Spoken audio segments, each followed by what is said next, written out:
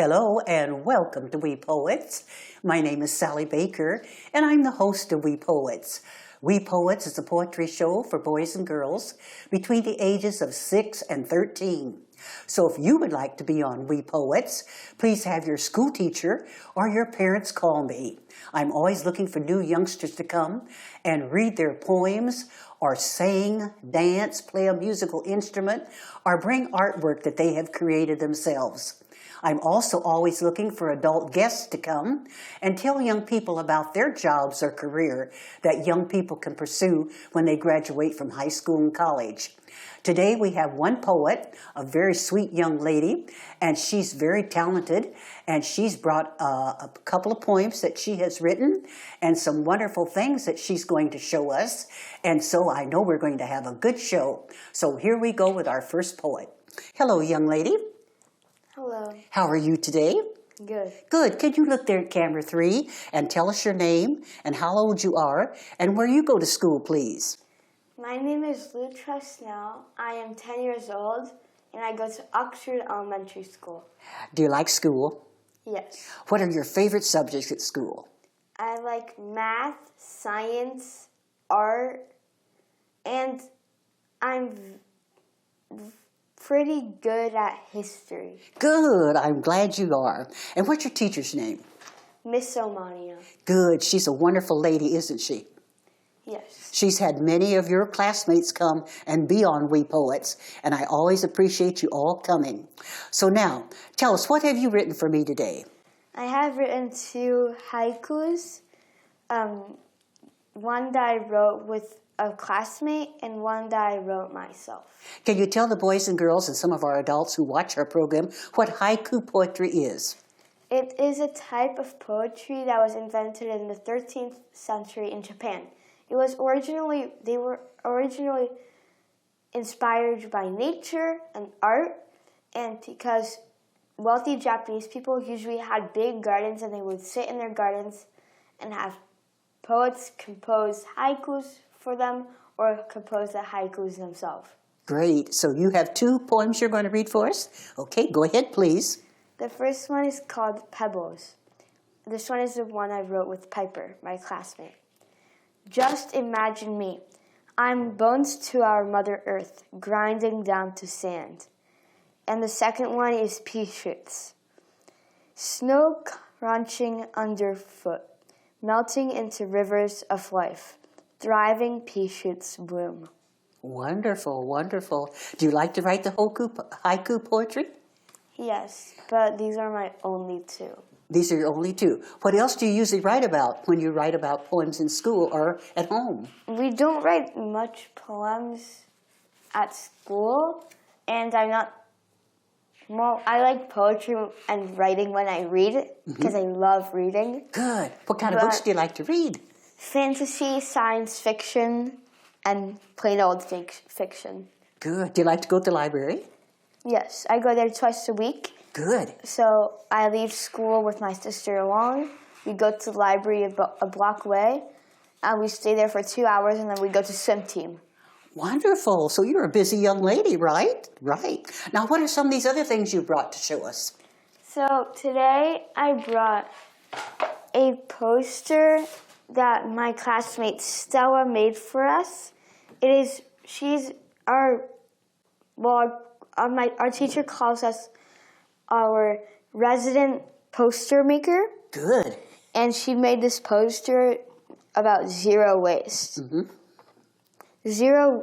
Our class, Miss Omania's class, is a zero waste class, which means we use as little plastic as we can. And the difference between zero waste and recycling is that recycling is making something with the waste you've already made, but zero waste is not making that waste before. Good, good. Now, you say the girls, your 2 classmates, did these drawings, and you say they like It's one classmate. Her name is Stella. Okay. And can you tell us what some of these things are, perhaps? So this is a sea, and as you know, lots of trash gets dumped into the sea. So she made the waste out of pieces of trash like fishing line, water bottles, chips bags, balls, cups, soda cans, and boxes. And these, they hold, when you hold beer cans together, they are really bad for the environment. Oh, I can imagine, yes. And mass fishing nets that are hung from trawlers, and when they drown like dolphins or get tangled into an animal, you just cut it off and don't even take it out. That's a nice poster. I want to thank her for participating too with you. Okay, do you have something else you want to show? So, as I said, we are zero waste, but we can't do it entirely because our school still has a lot of plastic. So we haven't compressed it yet, so we haven't put it together to make an even smaller jar, so there's lots of empty spaces. But this is all the waste we've created in 180 days of school with our whole class. Wow, I'm very proud of you guys. That's good that you haven't created very much. Okay, what's next, please? So at school, we each have one pencil case. It's metal, and it's reusable.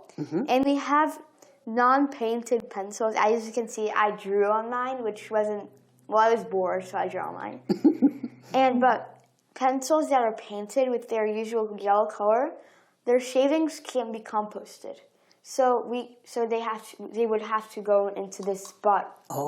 Okay. And that would not defeat the proposed zero waste.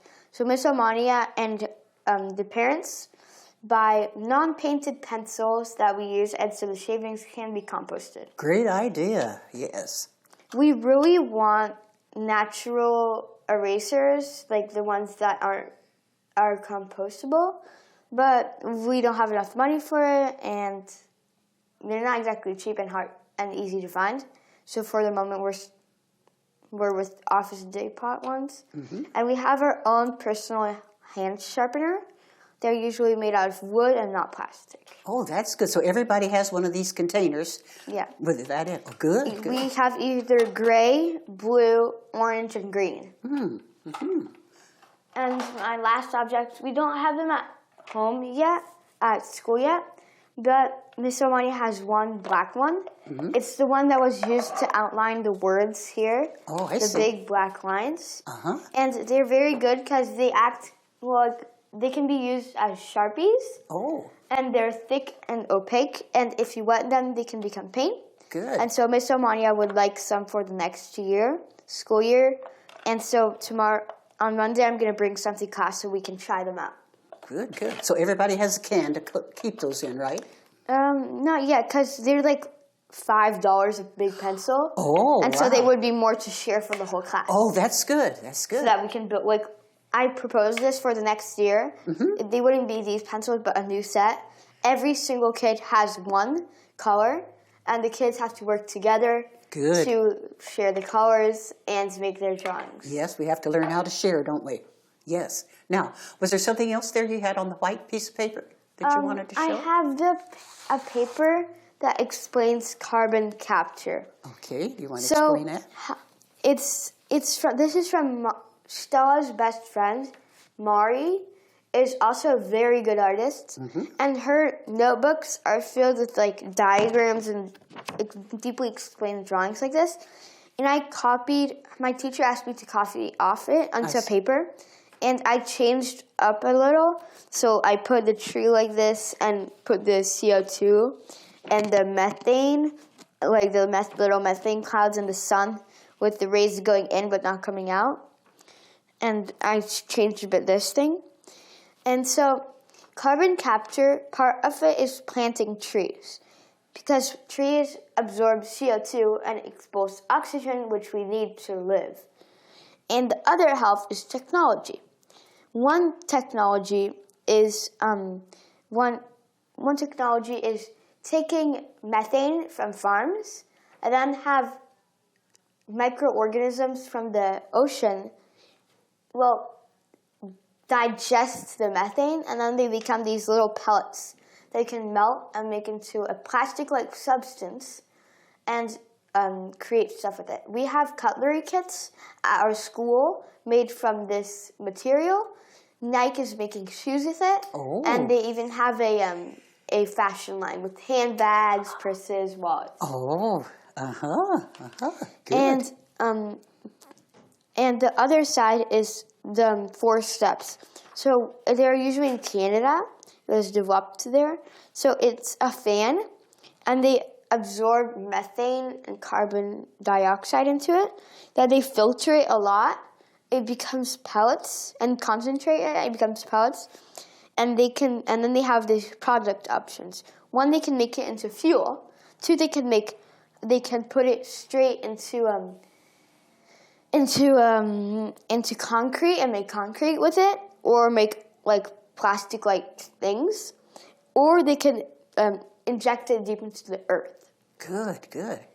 And here's a diagram of the earth, and that shows that the ocean is 71% of the earth, and the little clouds around it are the greenhouse gases like CO2 and methane, and this shows like the sun's rays, they go into the atmosphere, but methane and CO2 block them from coming back out. So it's like if you were sleeping, and the atmosphere is like a blanket to the earth.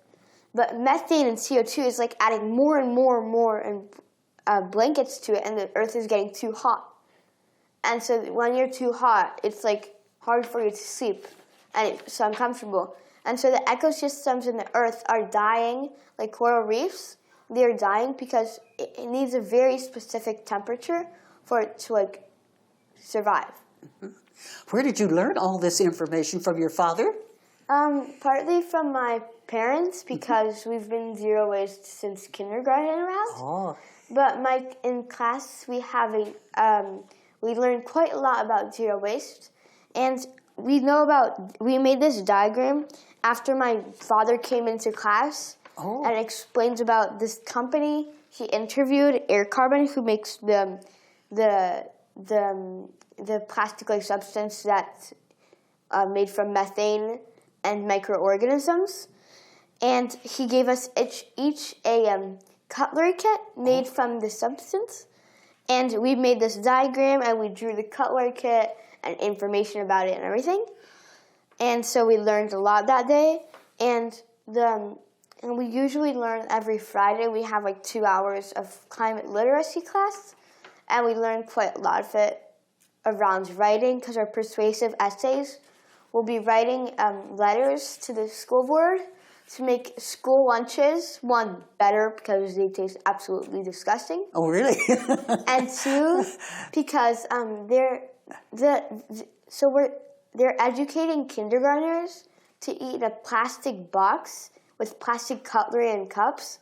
And so if the kindergartners eat like this 180 days a year, well, and if you multiply that by 300, if everyone in the class in the school is eating this 180 days a year, there's about 150 kids in our school that eat school lunch every day.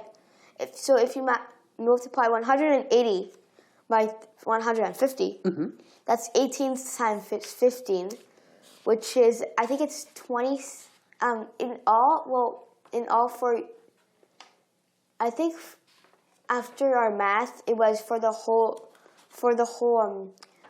every single person, for the whole 6 years at Oxford Elementary, who takes school lunch, would use 27,000 plastic cups, 27,000 forks and spoons. No, 27,000 forks, 27,000 spoons, and paper boats, but that are plastified, and cups. So that's really bad. Yes. And so we're trying to convince them to have, because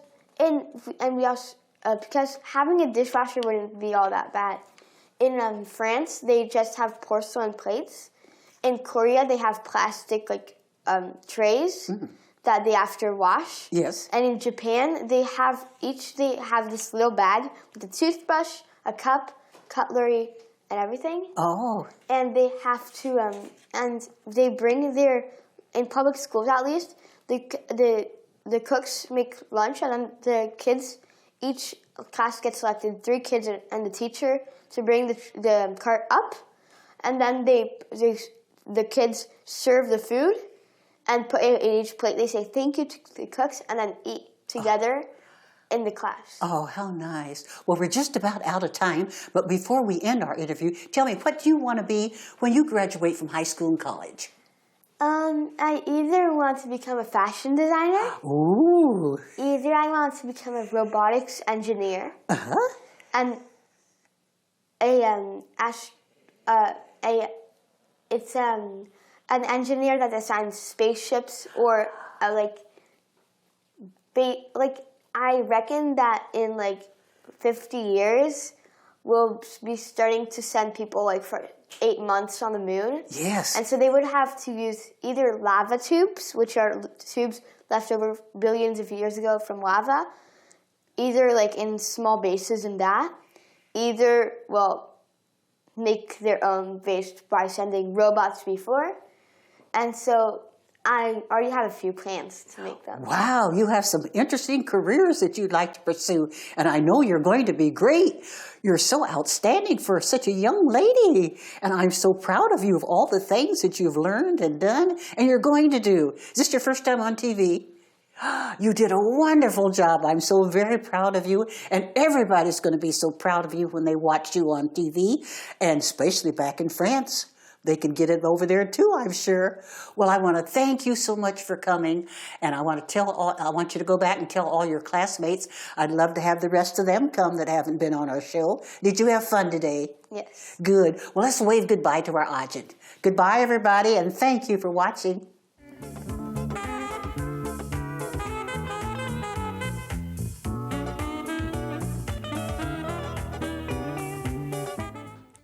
Welcome back to We Poets. I'm Sally Baker, the host. Didn't this wonderful young lady do a great job with her poems? She and many of her other classmates have come and been on We Poets and done excellent work. But now I want to tell you a little bit about We Poets. I and Mr. Adnan Tuma, who was the director of We Poets, started We Poets 39 years ago on Valentine's Day, February 14th, 1984. And we've been rolling ever since. I've interviewed thousands of children and guests, and Mr. Tuma has trained many, many young people as our interns to produce our We Poets show. A couple of weeks ago, we celebrated our 39th anniversary, and the children wrote poems. I didn't get a chance to read some of the poems that the children have written about our anniversary program, but I did bring a book of poetry. It's called Poetry by We Poets, and we produced this booklet of poetry way back in 2002. And at that time, we were celebrating our 8th anniversary, and so some of the children wrote poems that appeared in this book. So I would like to read a few of the anniversary birthday poems that the children wrote. So this first one is called Where is the Caterer? And this was written by Ko Hakatuta. Where is the caterer? Is he living in California? Where is the caterer? Is he living on the earth? Where is the caterer? Is he living in the ocean? Where is the caterer? Is he in my room or house? The next one is called Celebrate, written by the same poet. Hooray! Hooray! Today is happy 8th birthday. We've come to celebrate. Kids come to read their poems, and sometimes they play games. Some play instruments, and some sing songs. They have lots of fun. Hooray, hooray! Today is happy 8th birthday. Here's another poem written by a student. This is called The Mystery Caterer by Chelsea Gentry. What is a caterer?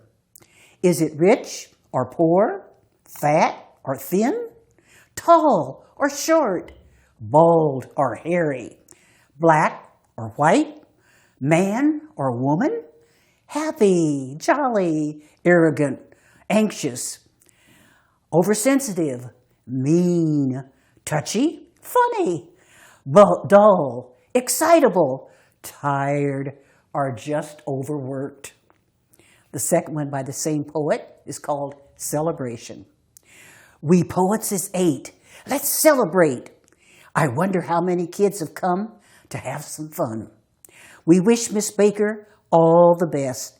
8 more years and she will pass the test. And here's another poem written by another student in that class, Arturo Ellis, and it's titled The Caterer. Who would he be, she or he? Let me see. Big, small, little, tall. He or she, or just like me. Long or short, is that the sort? Thin, stout, let me know or I'll shout. Is it smart or dull? Empty or full? Does it have a hat? Does it have a hat? If so, that's that. And this is the second one that student wrote. It's called 8th Birthday. 8, 8, 8. Boy, 8 is great. I just can't wait. You are doing some very good jobs. This show is better than What About Bob? And then I think I have one more to read here. And this is by Silvio Lund. And it's titled, Who is this caterer? Who is this caterer? Is he tall or short? Who is this caterer? Is he fat or skinny? Who is this caterer? Is it a male or a female? Who is this caterer? I wonder. And the next one is called 8 Years for We Poets. It's the 8th year We Poets has been on TV. I'm very glad and not mad to be on We Poets. The date is February 14th. I hope I'm not too late because I'm sure the caterer is going to make cake. Happy birthday, We Poets. Happy birthday.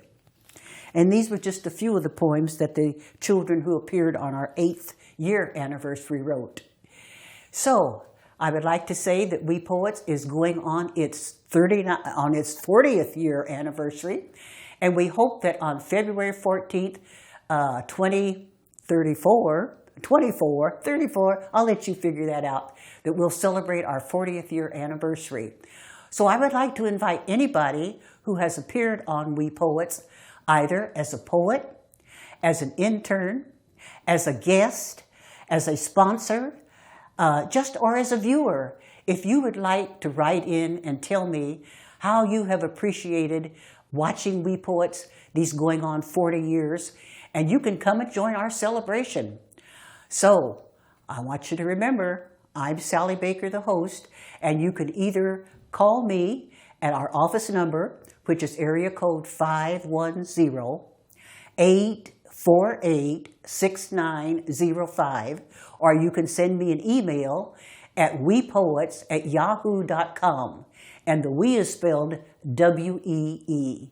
I want to thank all of you for helping us make We Poets a successful program all these years. We couldn't have done it without the help of everybody. As you know, it takes a village to raise a child, and all of you have helped. And I want to thank you so very, very much. And if you would like to be a sponsor on We Poets, we're always looking for donations. We're a nonprofit organization, so we appreciate anything that anybody who has participated in We Poets all these years would like to give to us. Thanks again for watching. Goodbye.